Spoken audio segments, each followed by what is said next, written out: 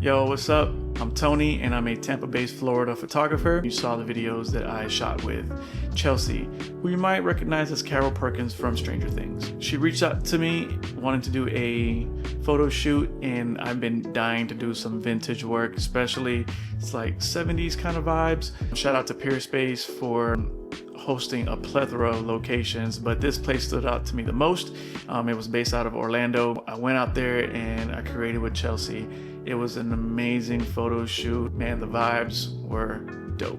Getting into the actual photo shoot. So I decided to shoot video first because a lot of times whenever I do photo shoots, I tend to kind of skip out on shooting videos, and then I'm driving on the way home and I'm like, just why didn't I shoot video? So decided to shoot the video first. How I lit up the videos was with these little Falcon Eye RGB lights. I've had these for the last 5 years, basically ever since I started doing photography. These were clutch, man. These were so clutch. So here's to show you that you don't need some crazy expensive lighting. All you need is just some basic lights, and yeah, man, these did the trick for me. So we were able to do a couple different looks. My favorite was in the living room.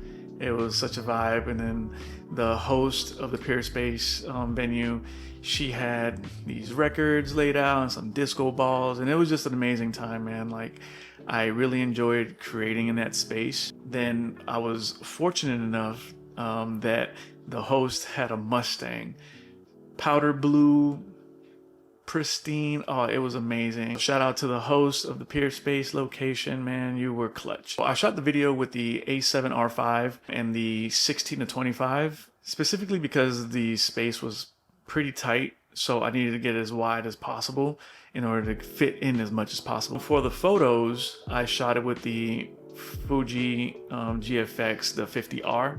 That thing is a beast. Now, I'll tell you, I shot it with the Medicon 65-1.4, and it's a manual focus lens. It's a slow process. You know, it kind of feels like shooting film in a sense, because the camera is relatively slow. It definitely slowed down the process, but I really enjoyed it because I was able to actually like plan the shots and, you know, really dial in, and it really felt more immersive. I felt more in tune with the photo shoot as opposed to shooting regular digital, shooting off 500 photos and I have to come back home and cull, and all you're doing is picking between whether the elbow is tucked in or out, and you're spending like a good 20 minutes trying to figure out which photo you like the best. It was a lot more methodical, and I really appreciated that. Yeah, the depth of field was amazing. I love the tonal range that I get from the Fuji. It's amazing. The colors are fantastic. I shot with a variety of different cameras, but that Fuji GFX sensor, oh my God, I just don't understand why Fuji hasn't put out another 50 megapixel medium format camera. It's beyond me, but here we are. I'm using something old, but just because it's old doesn't mean it's not good. And I will preach that to the end of times, because people are still shooting on a Pentax 6.7 and they're coming out with some amazing images. So it's really no different in that sense. Old, but still good. That is not gonna change.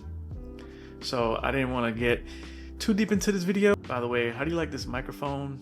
I feel like this is an amazing microphone, man. Like, I feel like the last video, audio was kind of choppy, wasn't too impressed, and then I picked this up night and day. Absolutely love it. Hope you enjoyed the video. Hope you liked the photos, and you know, drop your comments. Let me know what you thought about the photos, about the videos, about this video, how you like the audio, and yeah, man, I'll catch y'all on the next one.